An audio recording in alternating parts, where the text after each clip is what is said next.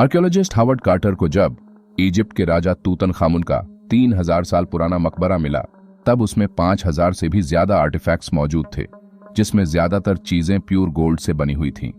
लेकिन इस खजाने के बीच लकड़ी के एक छोटे से बॉक्स में 2 नन्ही बच्चियों की मम्मी हिफाजत से रखी हुई थी, लेकिन ये बच्चे पैदा ही नहीं हो पाए थे। आखिर कौन थे ये और क्यों? तूतनखामन की कब्र से जुड़े इस राज ने इजिप्टोलॉजिस्ट को आज तक हैरान कर रखा है। अनयूजुअल दुनिया में एक बार फिर से स्वागत है। एंशिएंट इजिप्ट के सबसे ज्यादा ताकतवर लोग थे फाराओ। मिस्र के लोग इन्हें अपना राजा और गॉड से कनेक्ट होने का जरिया मानते थे। फाराओ का मकसद होता था अपनी प्रजा पर हुकूमत करना और अपनी जमीन की हिफाजत करना। लेकिन यह सिर्फ जिंदा रहकर करने तक सीमित नहीं था, क्योंकि इजिप्शियंस का विश्वास था पुनर्जन्म में। फाराओ की मम्मी इसलिए बनाई जाती थी ताकि वो परलोक में उसी रूप में जा सके। मरने के बाद फाराओ को एक खतरनाक पाताल लोक से गुजरना पड़ता था, जहां उन्हें काली शक्तियों का सामना करके आगे बढ़ना होता था, जिसमें तरह तरह की चीजें काम आती थीं। इसीलिए फाराओ के मकबरों को हजारों किस्म के सामान से भर दिया जाता था। कब्र में जिसकी जैसी दौलत, मरने के बाद उसके पास वैसा ही पावर और रुतबा होता था। अगर बात करें तूतनखामन के मकबरे की, तो ये एक ही ऐसी कब्र थी जो आर्कियोलॉजिस्ट को इजिप्ट के किंग्स ऑफ वैली में जैसी की वैसी फाराओ की मम्मी के साथ और खजाने से भरी हुई सही सलामत मिली थी।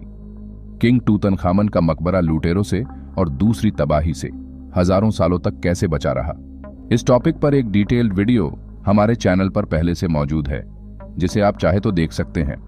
9 साल की उम्र में राजा बने इस यंग फाराओ की 19 साल की उम्र में रहस्यमयी मौत हो गई थी। जिन लोगों ने तूतनखामन के मकबरे को कीमती आर्टिफैक्ट से भरा था, उन्होंने हर वो चीज का ध्यान रखा था जो तूतनखामुन को अपनी आफ्टर लाइफ में शैतान और बुरी शक्तियों से लड़ने में काम आ सके। इजिप्शियंस कब्र में हर चीज का बैकअप पहले से तैयार रखते थे। अगर एक चीज लड़ने में काम ना आ सके तो उसकी जगह दूसरी चीज का इंतजाम भी किया जाता था। अगर कभी कोई मंत्र फेल हो जाए तो कब्र में एक दूसरा बैकअप मंत्र भी लिखा जाता था, ताकि जहां फाराओ की आत्मा को पहुंचना है वो हिफाजत से पहुंच जाए। और यही वजह थी कि किंग तट अपने साथ 5000 से भी ज्यादा चीजों को दूसरी दुनिया में लेकर गया, ताकि आने वाली हर बुरी शक्ति और शैतान से मुकाबला किया जा सके। लेकिन एक चीज जिसने सभी को हैरान कर रखा था, वो था एक लकड़ी का छोटा सा बॉक्स, जिसमें 2 छोटे छोटे ताबूत में थी 2 नन्ही लड़कियों की मम्मी, जो किंग तट के मकबरे में दफन की गई थी। आज ये ममीज इजिप्ट के ग्रैंड म्यूजियम में रखी हुई है। डीएनए रिपोर्ट से मालूम पड़ा कि ये ममीज और किसी की नहीं, बल्कि तूतनखामुन और उसकी बीवी अंकेसेनामुन की बेटियों की है।